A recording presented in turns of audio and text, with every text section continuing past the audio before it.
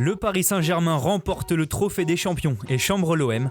L'Olympique lyonnais perd Dembélé mais signe Slimani.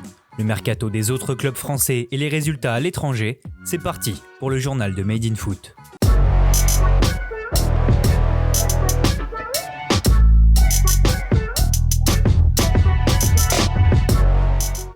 Premier titre de la saison pour le PSG. En s'imposant 2-1 contre Marseille, Paris a remporté son 10e trophée des champions hier au Stade Bollaert.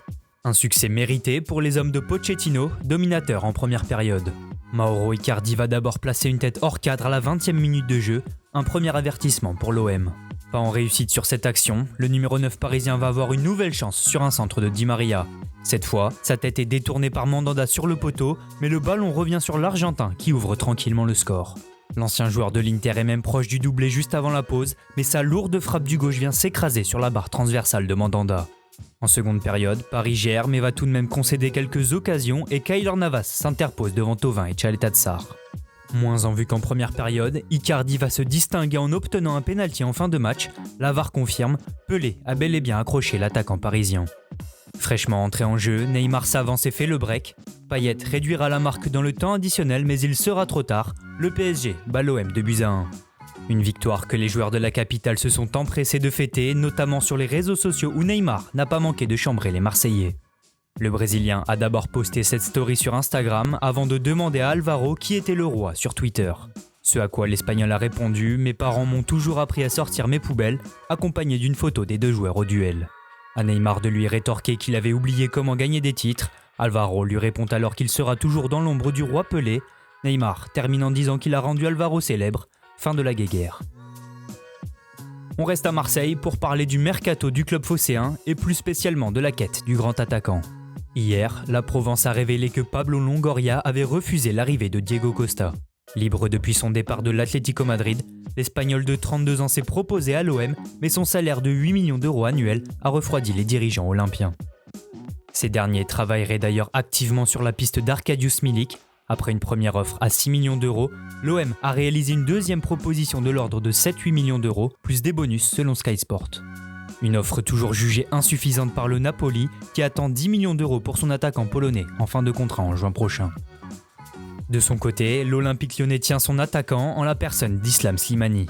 L'Algérien de 32 ans arrive libre de tout contrat après avoir résilié son bail en provenance de Leicester. Slimani s'engage jusqu'en juin 2022 et portera le numéro 20. Il aura la lourde tâche de remplacer Moussa Dembélé. En effet, l'attaquant français de 24 ans est prêté 6 mois à l'Atlético Madrid avec une option d'achat fixée à 33,5 millions d'euros. On continue notre page Mercato Ligue 1 pour évoquer rapidement l'intérêt de l'OGC Nice pour Jesse Lingard.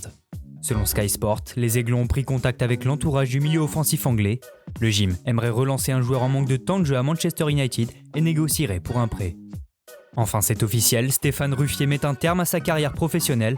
Placardisé par l'AS Saint-Etienne, le gardien de 34 ans se retire des terrains et va devenir éducateur dans son club formateur de Bayonne en National 3. On passe maintenant à l'étranger pour évoquer les résultats de la 18e journée de Premier League. Hier soir, Manchester City a enchaîné une 7e victoire de rang en s'imposant 1-0 face à Brighton grâce à un but de Phil Foden. Les Sky Blues passent donc 3e de Premier League et double Tottenham. Les Spurs glissent à la 6e place après leur match nul 1 but partout contre Fulham. En Espagne, le FC Barcelone s'est qualifié pour la finale de la Supercoupe en éliminant la Real Sociedad. Après un score de parité d'1 but partout à la fin de la prolongation, la place en finale s'est jouée au tir au but. Et à ce petit jeu-là, Ter Stegen a été excellent, repoussant 2 tentatives basques pour envoyer le Barça en finale. En Italie, on jouait également la coupe et c'est passé pour tous les gros. Dans l'après-midi, l'Inter s'est imposé 2-1 en prolongation face à la Fiorentina.